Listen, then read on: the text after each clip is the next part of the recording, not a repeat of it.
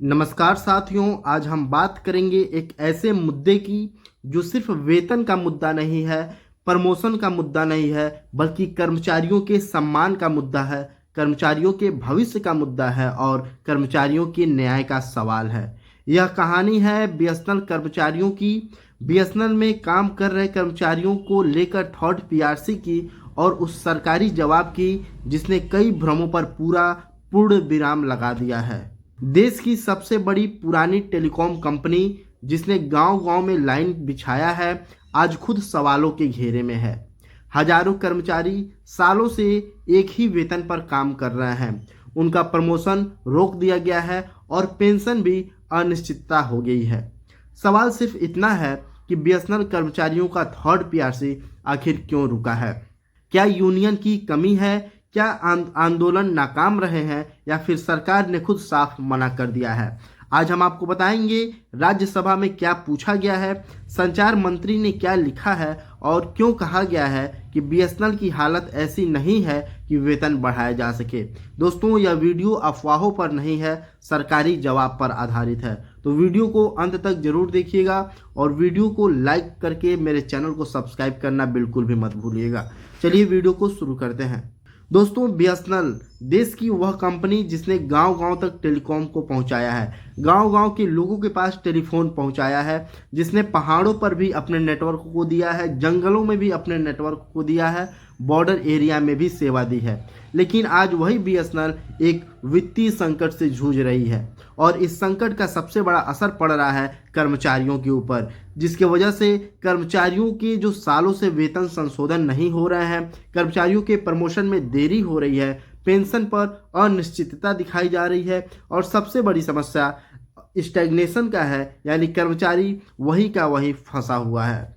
अब सबसे बड़ी जरूरी सवाल ये है कि थर्ड पीआरसी आखिर है क्या? दोस्तों, पीआरसी यानी कि पे रिवीजन कमेटी सरकार द्वारा बनाई गई एक कमेटी है जो पीएसयू कर्मचारियों के वेतन को समय समय पर संशोधित करने की सिफारिश करता है।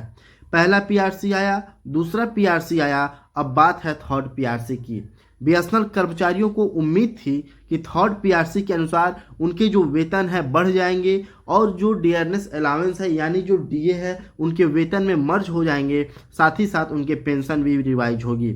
लेकिन यही उम्मीद आज सबसे बड़ा सवाल बनकर आ गई है। दोस्तों, बीएसएनएल एम्प्लॉय यूनियन के भारत संचार निगम लिमिटेड यानी कि जो भारत संचार निगम लिमिटेड के एम्प्लॉय यूनियन है, उन्होंने क्या किया है? लगातार मीटिंग कर रहे हैं, ज्ञापन दे रहे हैं, धरना प्रदर्शन कर रहे हैं और 16 फरवरी को देशव्यापी हड़ताल की तैयारी कर रहे हैं। उस हड़ताल में हजारों कर्मचारी सड़कों पर थे। मुद्दा सिर्फ एक था, wage revision as per third PRC. लेकिन फिर भी मामला क्यों नहीं सुलझा? इसी बीच कुछ शरारती तत्व भी सामने आए हैं जो कहने लगे हैं कि बीएसएनएल एम्प्लॉय यूनियन कुछ नहीं कर रहा है, यूनियन फेल हो गया है, नेतृत्व जिम्मेदार नहीं है। लेकिन सवाल यह है, सच क्या है? सच जानने के लिए देखना पड़ेगा सरकार ने क्या कहा है। दोस्तों, राज्यसभा सांसद श्री एम शनमुगम ने सरकार से सीधा सवाल पूछा है। सवाल था कि बीएसएनएल कर्मचारियों का पे रिवीजन क्यों नहीं हो रहा है और मंत्री ने जवाब दिया है कि देश के संचार मंत्री श्री ज्योतिरादित्य सिंधिया जी ने जवाब दिया है कि यह कोई बयान नहीं था, यह था लिखित जवाब, सरकारी रिकॉर्ड में दर्ज जवाब था। मंत्री जी ने साफ साफ कहा है कि बीएसएनएल की वर्तमान वित्तीय स्थिति ठीक नहीं है, इसीलिए थर्ड पीआरसी के अनुसार वेतन संशोधन स्वीकार नहीं किया जाएगा। यानी बात बिल्कुल साफ है, यूनियन की कमी नहीं है, आंदोलन की कमी नहीं है, प्रयासों की कमी नहीं है, सरकार ने वित्तीय संकट को कारण बताया है। मंत्री जी ने एक और बेहद अहम बात कही है, जब तक काम कर रहे कर्मचारियों का पे रिवीजन नहीं होगा तब तक रिटायर्ड कर्मचारियों की पेंशन रिवीजन भी संभव नहीं होगी। यानी एक फैसला दो पीढ़ियों को प्रभावित कर रहा है, वर्तमान कर्मचारियों को और रिटायर्ड कर्मचारियों को। इससे पूरे जवाब से तीन बातें बिल्कुल साफ दिखती हैं। वेज रिवीजन नहीं होने की वजह यूनियन नहीं है बल्कि सरकार का फैसला है। थर्ड पीआरसी को वित्तीय कारणों से स्वीकार नहीं किया गया है और पेंशन रिवीजन भी उसी वजह से रुकी हुई है। यानी दोषारोपण की जो राजनीति है ये बेकार है। इसके बावजूद बीएसएनएल एम्प्लॉय यूनियन ने हार नहीं मानी है। अन्य यूनियन के साथ मिलकर समाधान खोजने की कोशिश कर रही है, सरकार पर दबाव बना रही है और कर्मचारियों की आवाज़ बन रही है। यही असली यूनियन की पहचान है। साथियों, आज ज़रूरत है आपसी लड़ाई की नहीं, अफवाहों की नहीं, बल्कि एकता की, जागरूकता की और संगठित संघर्ष की। क्योंकि जब तक कर्मचारी एक हैं तब तक लड़ाई जिंदा है। सरकारी जवाब सामने है, सच सामने है। अब फैसला हमें करना है, चुप रहना है या फिर एकजुट होकर लड़ना है। साथियों, आज इस पूरे मुद्दों को समझने के बाद एक बात बिल्कुल साफ हो जाती है।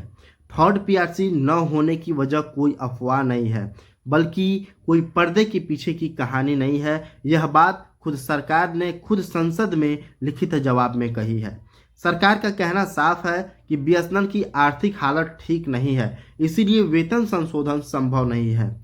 यानी दोषारोपण का जो खेल है यही खत्म हो जाना चाहिए। लेकिन सवाल अभी जिंदा है, क्या कर्मचारियों की जिंदगी कंपनी के घाटे की भरपाई करने के लिए है? क्या सालों तक सेवा देने का यही इनाम मिलता है? आज वेतन रुका है, कल पेंशन रुकेगा और परसों भविष्य पर सवाल है। इसके बावजूद भी बीएसएनएल एम्प्लॉय यूनियन और दूसरी यूनियनें अभी भी कोशिश कर रही हैं, क्योंकि लड़ाई छोड़ देना कोई विकल्प नहीं होता है। अब जिम्मेदारी हम सब की है, आपस में बंटने की नहीं, झूठे आरोपों की नहीं, एकजुट रहने की जिम्मेदारी है।